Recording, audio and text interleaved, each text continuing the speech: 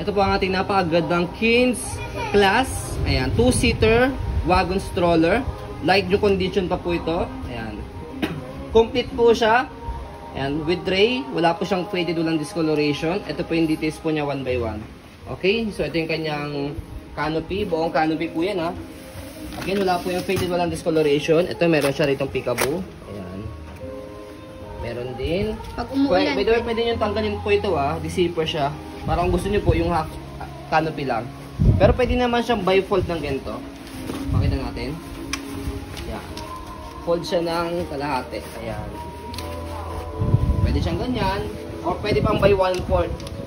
Ayan. Pwedeng 1/2, pwedeng 1/4 yung folding niya. So, ito po yung kanya napakagandang upuan. Ayan. Meron siya sandalan. Wala pong putol yan sa kanyang belt lock.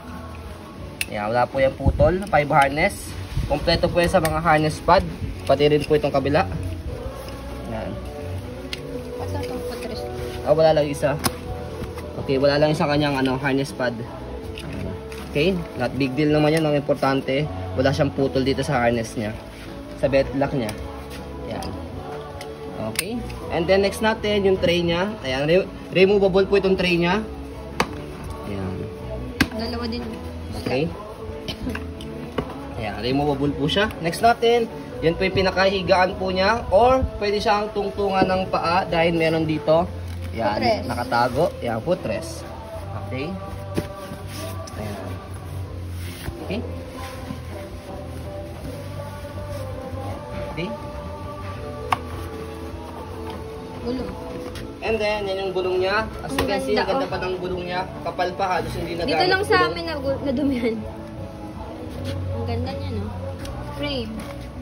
Kabilang frame. Sa amin upuan siya, ha, oh. Okay. Isang dala ng anak. So, meron siyang pocket dito. Yan yung body frame. Yan yung gulong sa kabilang side. Big wheels na yan, ha? Ayan, Compact lang siya, eh. Okay, ito yung kabilang pocket niya. Meron pa rito. Gulong niya, ang ganda po. Jackpot makakakuha po nito. Napakalakad ng matapid from the brand new price po 50. niya. Check niyo po sa Google. Sa Singapore pa po ito nabili. Yung handle niya ito. Wala siyang tier. And then, next natin, yung basket niya, ayan. Lagayan po dito ng food, anything. And then dito, slippers or shoes sa ilalim. Ayan. Okay. And then, next natin yung stopper. Ayan, stopper niya. Ayan, working. Okay. So, ayan. Kapag pinold po siya, ganito lang. Press. Handle, tapos fold. Ay, by the way, yung ano po lang muna. Yung handle niya muna na-adjust. Adjustable. Nahabaan siya. Okay. And then, kapag fold sa kanya, dito, sa handle, dalawa yung both side. I-slide nyo po siya pataas. And then, pull down. Ayan. And then, bababa siyang ganyan. Ayan. Oh, mas compact siya kasi sa 7S. Tapos, ayan. And then, ito, pinaka-basket niya, pwede siya fold ng ganyan. Ayan. Mas compact siya. Kasi kaya pa siya city sick. Ayan. Okay. Kaya pa siya class.